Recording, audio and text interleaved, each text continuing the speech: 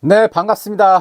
오랜만에 다시 본체로 돌아온 불꽃웅입니다. 오늘 제가 정말 작정하고 입을 열려고 합니다. 바로 네이버 홈판, 홈피드로 한 달에 3천만 이상을 벌었던 수익 인증과 경험을 탈탈 털어서 공개하기 위해서입니다. 네이버 홈판 정말 뜨겁죠.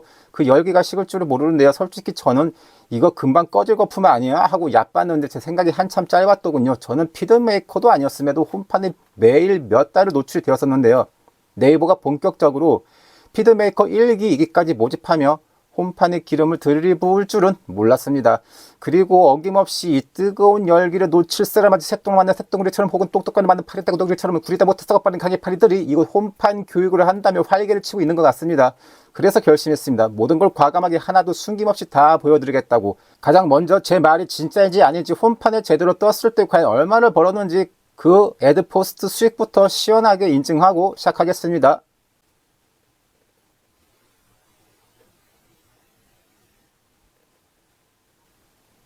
자, 보이시나요? 하루 최고 조회수 200만을 넘었을 때 그날 단 하루의 애드포스트 수익은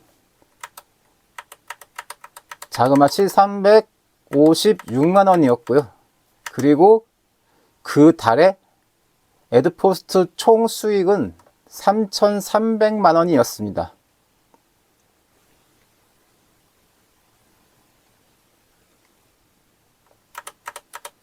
이게 어떻게 가능했는지 그 상황을 상세히 말씀드리겠습니다.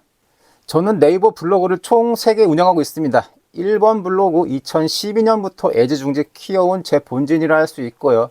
해당 블로그는 최저가의 인플루언서까지 달았지만 2023년 저품질 나락으로 떨어져 버렸죠. 지금은 저품질 플러스 인플루언서라는 기묘한 상태입니다. 그리고 2번 블로그 2006년에 만들어 놓고 잊어먹고 있다가 2024년 초부터 본격적으로 운영하기 시작했지만 처음부터 저품질 상태인 줄을 모르고 그냥 꾸준하게 1년간 포스팅을 한 비운의 블로그입니다. 3번 블로그 2022년에 개설했고요. 2024년 10월부터 홈판에 슬슬 얼굴이 비추기 시작한 녀석입니다. 현재 블덱스 기준 준체 6에서 7레벨을 왔다 갔다 하는 그 정도, 그야말로 평범한 하이 레벨의 준체 블로그입니다. 수익으로 비교해 볼까요? 홈판이 터지기 전 각 블로그의 월 애드포스트 수익은 이랬습니다. 수익으로 비교해 볼까요? 자, 1번 블로그 1방문자 1000명 기준으로 월 58,797원, 2번 블로그 2,502원, 그리고 제 주력 블로그 3,355만 3,602원.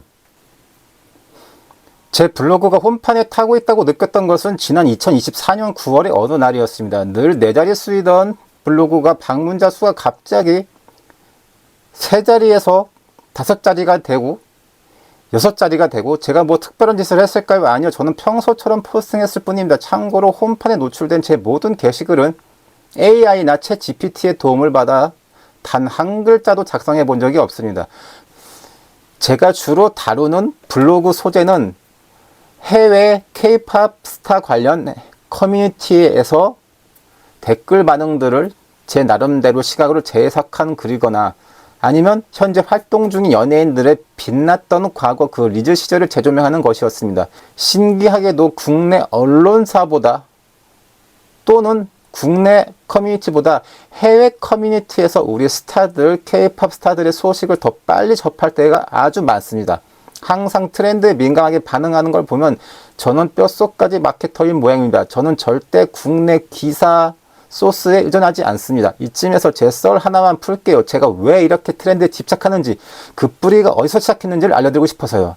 때는 2006년 제가 SK 커뮤니케이션즈 비정규직으로 지원했을 때입니다. 모집 공고에는 만 26세까지라고 적혀 있었지만 저는 당당하게 28살의 나이로 이력서를 냈습니다. 제 당찬 이력서와 자기소개서의 매력을 느꼈던 걸까요? 실무 면접관들께서는 저를 마지막 면접자로 간택을 해주셨고요. 면접실에 들어서는 순간 숨이 탁 막혀버렸던 저는 콘텐츠 개발팀의 부장님, 과장님, 대리님, 마치 역을 삼총사 같은 포스를 뿜어내는 세 분 앞에 앉게 되었죠. 여자 앞에만 서면 얼어붙는 제 성격상 당시에는 정말로 아찔한 순간들이었습니다.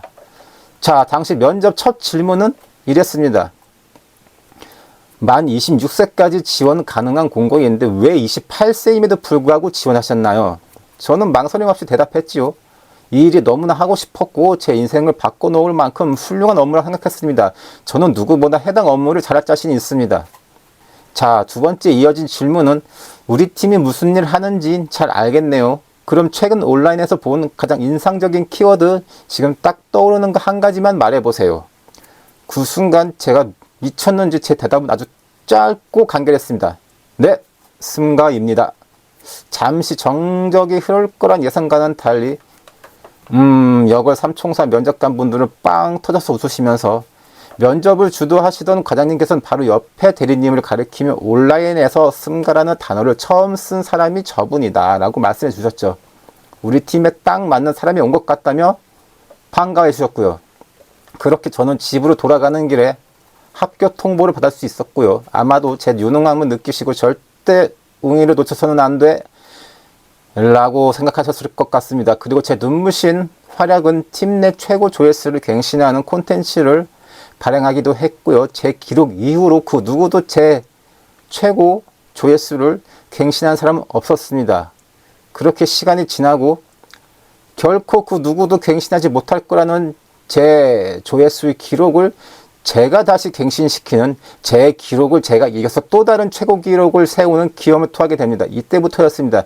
제가 연예계 이슈를 미친듯이 파고들고 자신감이 붙어서 스타들의 얘기에 누구보다 빠르게 반응하며 트렌드에 민감한 스타 박사로 거듭나기 시작했고요. 이후 SK 커뮤니케이션즈와의 비정규직 기간이 끝나고 새로운 회사에서 바이럴 마케팅 보조 알바로 시작해서 3개월 만에 팀장이 되었고요.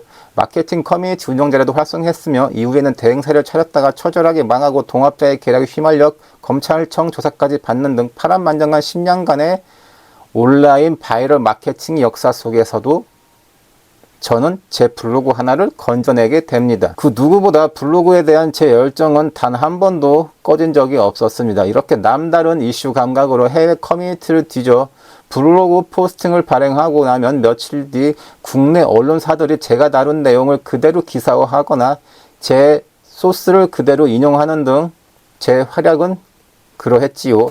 자, 다시 한번 각설하고요. 전 피드메이커도 아니었고요. 그저 이슈와 트렌드의 진심인 평범한 블로그였을 뿐입니다. 2024년 9월부터 홈판에 노출이 잦아지더니 방문자 수가 미친듯이 폭발하기 시작했죠. 솔직히 그렇게 통장에 돈이 꽂히는데 기분이 째진다는 감정보다는 이거 얼마나 갈까, 이거 세금은 어쩌냐 하는 걱정이 더 컸지요. 떼돈이 들어온다고 마냥 행복하고 기쁘지만은 않더라고요. 언제나 냉철함을 유지하는 전형적인 INTP의 성향이랄까요.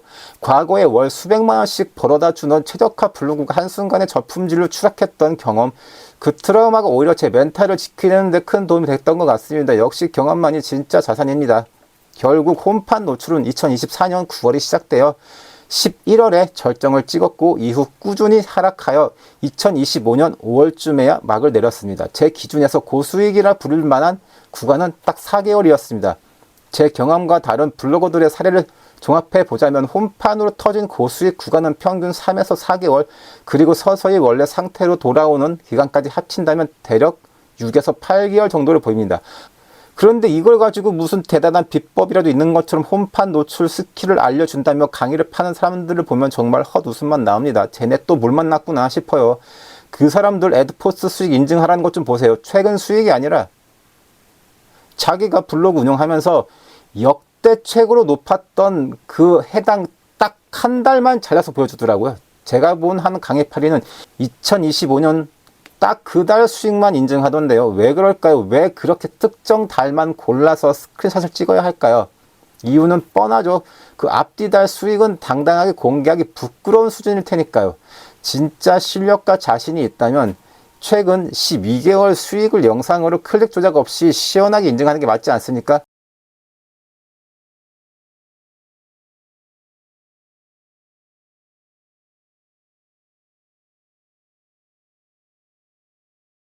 제 유튜브에 보면 마우스 딸깍하고 100억 수익 인증한 영상을 제가 다룬 적이 있습니다. 스크린샷이 아니라면 영상으로 당당하게 증명하지 못하는 강해파리는 절대 믿지 마시기 바랍니다.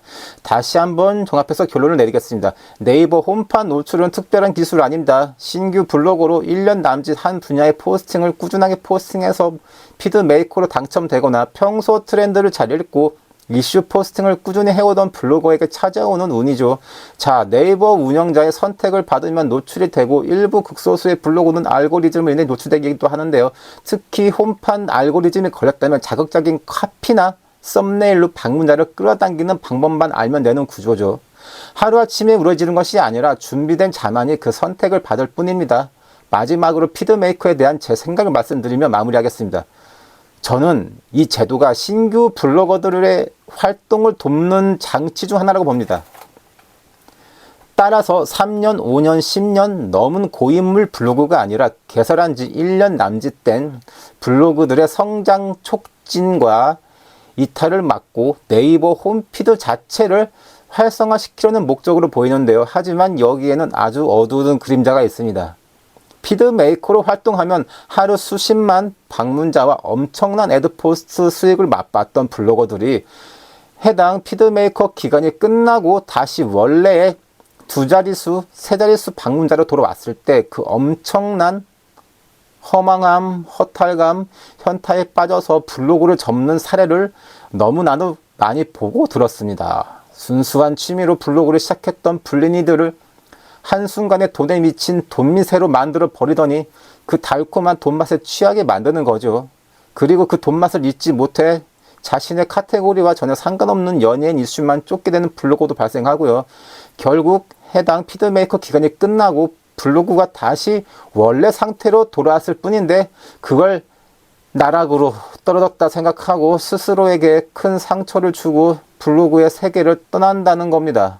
어쩌면 네이버의 달콤한 사탕이 수많은 블로거들의 순수한 열정을 멍들게 하고 있는 건 아닐까요? 오늘 제 이야기가 여러분이 블로그의 본질을 잃지 않고 꿋꿋하게 자신의 길을 걸어가는데 작은 도움이 되기를 진심으로 바랍니다. 제 영상에 도움이 됐다면 제발 구독과 좋아요, 마음에 들지 않으셨다면 당당하게 클릭하고 나가시길 바랍니다. 그럼 이만 뿅. 불꽃동 아저씨의 영상이 마음에 드셨다면 구독 꾹, 좋아요 꾹, 그리고 알람 설정 꼭 해주세요. 약속. 그럼 다음에 또 만나요. 바이바이.